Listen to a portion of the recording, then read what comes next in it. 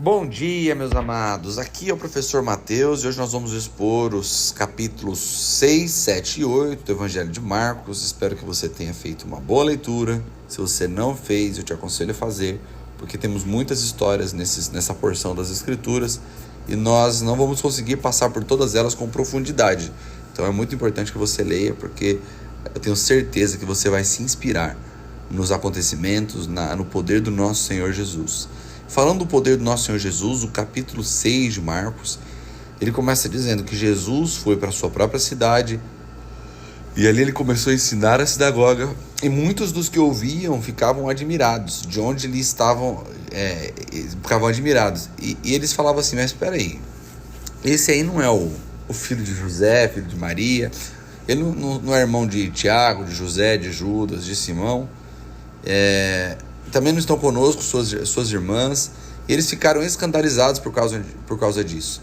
Aí Jesus não pôde fazer ali muitos milagres e ele fala a célebre frase, né? Só em sua própria terra, entre seus parentes e sua própria casa, é que um profeta não tem honra. E aí o texto vai dizer que ele não pôde fazer ali muitos milagres, exceto impor as mãos em alguns doentes e curá-los. E ficou admirado com a incredulidade deles.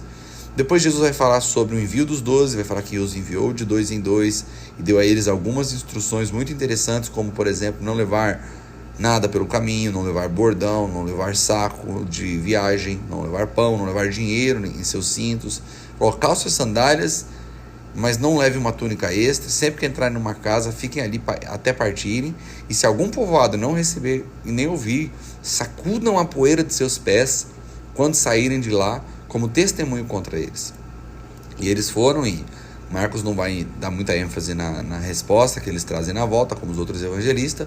O evangelista somente vai dizer que eles expulsaram demônios, ungiram doentes com óleo e foram curados. A partir do verso 14, a narrativa de Marcos é muito interessante, que ela começa a falar sobre como foi que Herodes ouviu sobre Jesus. Interessante que ele vai chegar a conjecturar que podia ser João Batista, que ressuscitou dos mortos. E aqui é desse jeito que Marcos introduz ao seu leitor que João Batista estava morto. E para não deixar num vácuo, ele vai dizer como é que João Batista é morto. Então ele vai dizer que João Batista confrontava Herodes por conta de Herodias, que era mulher de seu irmão Felipe, e confrontava ela e ele por conta desse pecado. E por causa disso, ela ficou com muito ódio de João Batista e Herodias. Mas um dia a filha dela foi dançar diante de Herodes, e Herodes acabou fazendo, lá no verso 23, acabou fazendo uma promessa para ela, dizendo que seja o que for que me pedir, eu darei até metade do reino. Diante dessa oferta de até metade do reino, a menina saiu para falar com a mãe, e a mãe falou: pede a cabeça de João Batista. E aqui nós vemos o poder destrutivo da ofensa. Quando nós estamos ofendidos com alguém, ou quando alguém está ofendido com a gente, a pessoa não consegue raciocinar bem. Ela podia pedir a metade do reino e ela preferiu uma cabeça. Ou seja, a ofensa emburrece. Nós precisamos nos livrar da ofensa o mais rápido possível. A partir do verso 30, nós vamos ver a primeira multiplicação dos peixes, né? Aquela cena maravilhosa em que Jesus e seus discípulos estão num lugar deserto, as pessoas chegam até ele, e ali não tinha... Jesus decide oferecer comida porque eles estavam com fome. Os discípulos sabem que ali não tem pão suficiente, mas Jesus manda perguntar quantos tem. Eles vão falar que é 5 pães e 2 peixinhos, e Jesus multiplica, alimentando uma multidão de 5.000 homens. Aqui diz que era 5.000 homens, em algumas versões vão dizer 5.000 homens, fora mulheres e crianças. Então era uma multidão muito grande que Jesus alimenta com 5 pães e 2 peixinhos. Logo depois disso, Jesus entra no barco, né? Os discípulos entram no barco, né? E Jesus fica ali. E quando eles estão no meio do barco, ao anoitecer, eles já estavam sozinhos. Jesus veio andando sobre as águas. Aqui, Marcos, que escreveu isso sobre a influência de Pedro, não vai, por algum motivo, dizer sobre a cena que Pedro sai do barco e vai andando até Jesus. Ela só vai dizer que Jesus vem andando, eles ficaram com medo. Jesus disse: sou eu, subiu no barco, e o vento acalmou, e eles ficaram atônitos, pois não tinham entendido o milagre dos pães. O coração deles estava endurecidos. Depois de atravessarem o mar, chegaram a Genezaré e ali amarraram um barco e logo desembarcaram. O povo reconheceu Jesus, e aqui também ele não vai falar sobre o Jesus ter chegado, qual foi o sermão que Jesus deu do outro lado, e ele vai enfatizar nos milagres de Jesus, porque Jesus chega e de novo começa a operar milagres. Então olha aqui só como a ênfase de Marcos é falar sobre os milagres de Jesus, porque até para falar da morte de João Batista, ele vai dizer que Herodes ouve falar dos milagres que Jesus fazia e de tudo que estava acontecendo. Então, até para narrar a morte de João Batista, Marcos ele decide enfatizar os milagres de Jesus, e aqui não muda o perfil dele, ele enfatizou os milagres de Jesus. Capítulo 7 vai falar sobre Jesus confrontando os fariseus pelas tradições, porque eles viram, né, os discípulos de Jesus comendo sem lavar as mãos, e eles foram indagar Jesus por que eles não seguiam as tradições dos líderes. E Jesus, lá no verso 10, vai mostrar para eles como eles são contraditórios, como a tradição para eles se tornou mais importante do que a lei. Então, por exemplo, lá no verso 10, ele vai dizer assim, pois Moisés disse, honra teu pai e tua mãe, e quem amaldiçoar seu pai e sua mãe terá que ser executado. Mas vocês afirmam que se alguém disser a seu pai ou sua mãe, qualquer ajuda que vocês poderiam receber de mim é corbá, isto é, uma oferta dedicada a Deus. Vocês o desobrigam de qualquer dever para com seu pai e com sua mãe. Assim vocês anulam a palavra de Deus por meio da tradição que vocês mesmos transmitiram e fazem muitas coisas como essa. O que ele está dizendo? Olha, a lei diz para vocês honrar pai e mãe. Honra aqui entende-se por financiar os pais. Lembra que nós não tínhamos plano de aposentadoria, não tínhamos nada disso. Então, os pais criavam os filhos, depois os filhos tinham que sustentar seus pais na velhice.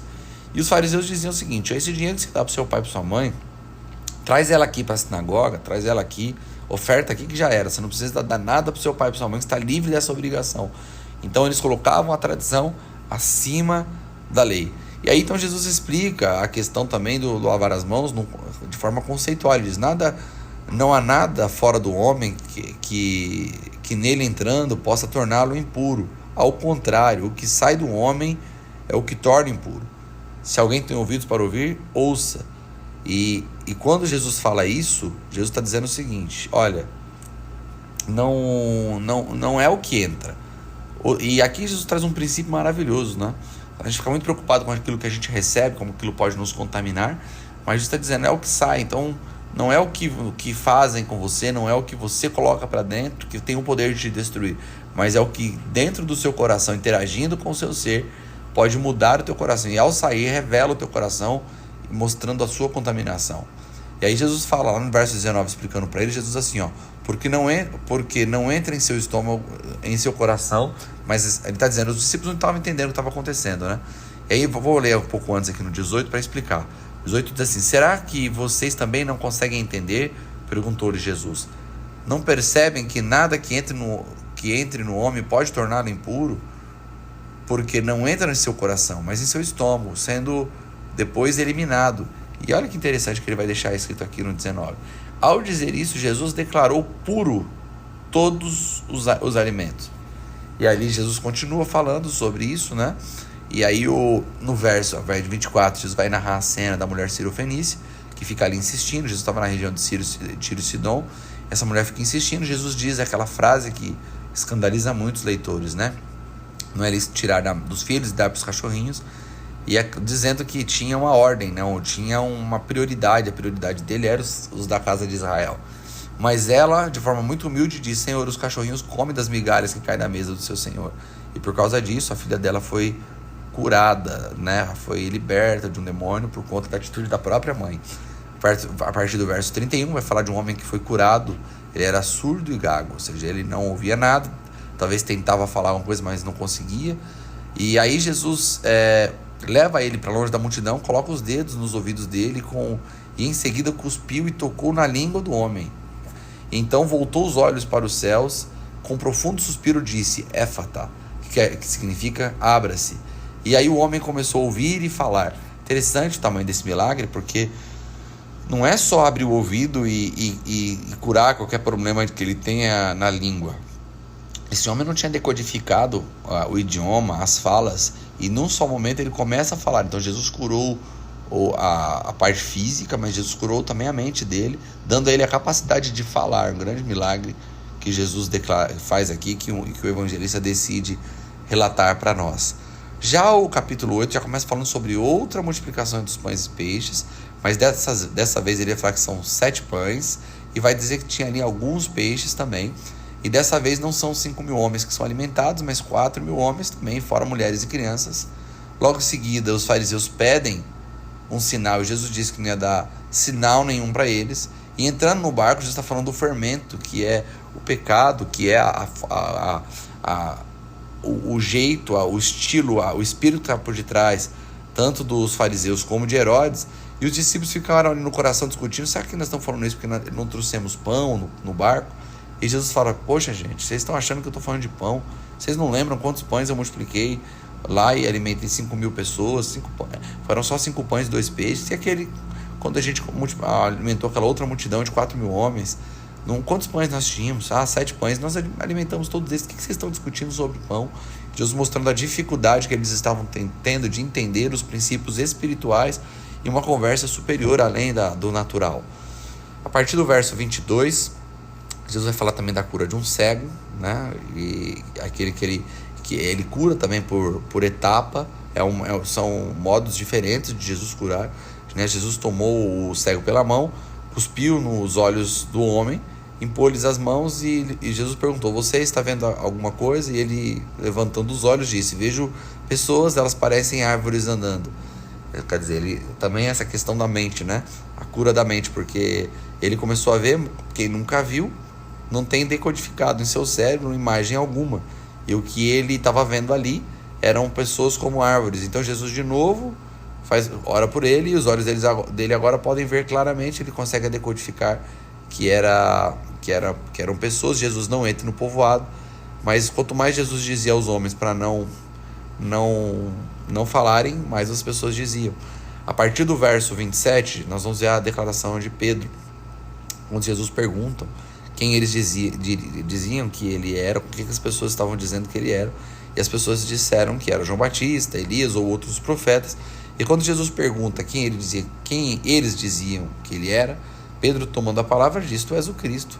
E Jesus advertiu para que não falasse a ninguém a seu respeito.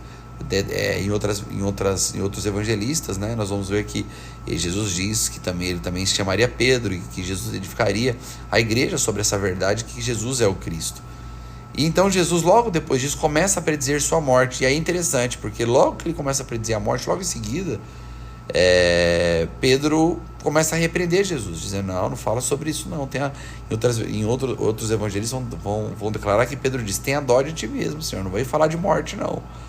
Então Jesus diz, olhando para Pedro, repreendeu, dizendo: para trás de mim, Satanás, você não pensa nas coisas de Deus, mas nas coisas dos homens. Jesus, naquele mesmo momento que Pedro tinha sido usado pelo Espírito Santo para entender a identidade de Jesus, logo depois ele, sob influência de Satanás, ele pede para que Jesus tenha dó dele mesmo, nos fazendo pensar, e aqui eu termino com esse texto, né, que qualquer pessoa ou qualquer pensamento que faça nos termos dó de nós mesmos, isso é um pensamento ou uma fala que tem a influência de Satanás.